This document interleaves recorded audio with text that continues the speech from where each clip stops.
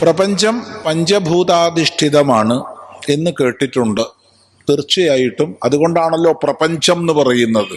പ്രപഞ്ചം പ്രകർഷേണ പഞ്ചത്വം വിദ്യത്തെ യസ്മിൻ തത് പ്രപഞ്ചം. നല്ല പോലെ 5 ചേർന്ന ഭാവം ഏതിലാണോ അതിന് പറയുന്ന പേരാണ് പ്രപഞ്ചം. ഏതാണ് 5?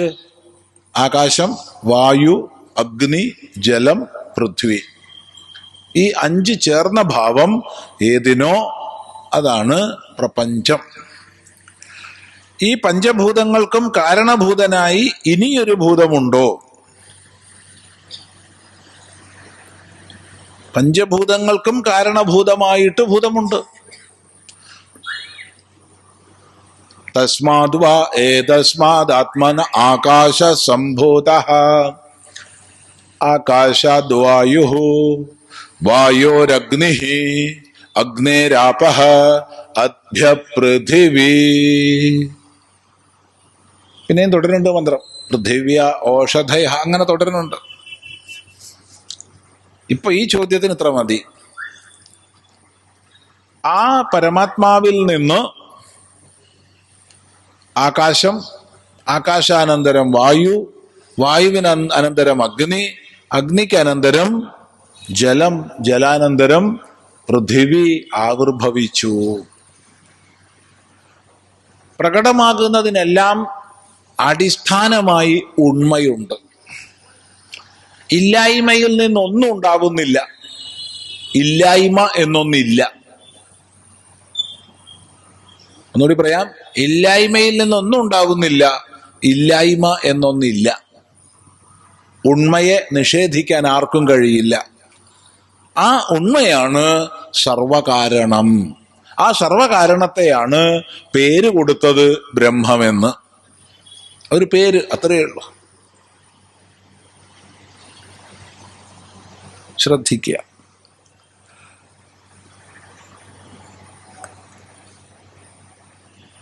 അടുത്തത് ഇതുമായിട്ടൊരു ബന്ധമില്ലാത്തൊരു ഒരു ഒരു ഒരു വിഷയമാണ്.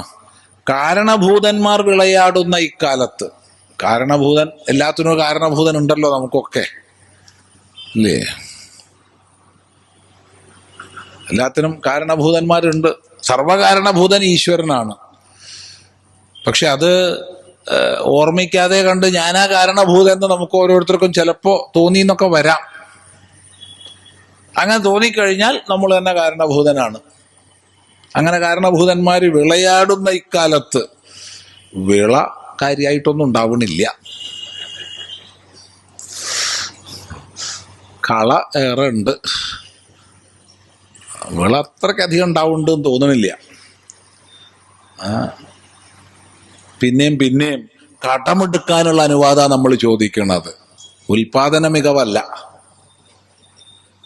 അപ്പൊ വിള കുറച്ച് ആടലുണ്ടാവും, പക്ഷെ വിള കുറച്ച് കുറവ് തന്നെയാണ്. അപ്പൊ വിളയാടുന്ന ഇക്കാലത്ത്, ഇത് എഴുതിയ സരസനെ നമ്മൾ നമസ്കരിച്ചുകൊണ്ട് പറയട്ടെ, ഈ വിളയാടുന്നു എന്നുള്ള പ്രയോഗം മാത്രം പോരാ. ഒരു യോജിപ്പ് തോന്നുന്നില്ല. വിള കുറച്ച് കുറവായിട്ടാണ് കാണുന്നത്. ഇക്കാലത്ത് പ്രാണപ്രതിഷ്ഠ പോലുള്ള ചടങ്ങുകളിലും കാരണഭൂതന്മാരുണ്ടാകില്ലേ? ഉണ്ടല്ലോ. കാരണഭൂതനില്ലാച്ച പ്രാണപ്രതിഷ്ഠ നടക്കുവോ? അവിടെ ഒന്നാമത്തെ കാരണഭൂതൻ എന്ന് പറഞ്ഞാൽ അവിടുത്തെ ആചാര്യനാണ്. പക്ഷെ ആചാര്യൻ അവിടെ വന്ന് പ്രാണപ്രതിഷ്ഠ ചെയ്യാനുള്ള സാഹചര്യം ഉണ്ടാക്കിയ കാരണഭൂതന്മാരോ ലക്ഷക്കണക്കിനാണ്. 1528 മുതൽ ഇന്ന് വരെ അതിന്റെ വിമോചനത്തിന് പരിശ്രമിച്ച് ബലിദാനം ചെയ്യേണ്ടി വന്നവര്, സമാജ ചേതനയെ അതിന് ഉയർത്തിയവര്, അതിനുവേണ്ടി പരിശ്രമിച്ചവര്, ഇങ്ങനെ ലക്ഷക്കണക്കിന് കാരണഭൂതന്മാരുണ്ട്. പക്ഷെ അവരൊക്കെ മനസ്സിലാക്കുന്നത് ഭഗവാൻ ഒരാളാ കാരണഭൂതനാ. അതുകൊണ്ട് ഞാനാണ് കാരണഭൂതൻ എന്ന് പറഞ്ഞാൽ അവരാരും ഞെളിഞ്ഞു നിൽക്കുന്നില്ല. കാരണം ഭഗവാനാണ് എല്ലാത്തിനും കാരണഭൂതൻ എന്നുള്ള ഒരു ബോധം അവർക്കൊക്കെ ഉണ്ട്. ശരി.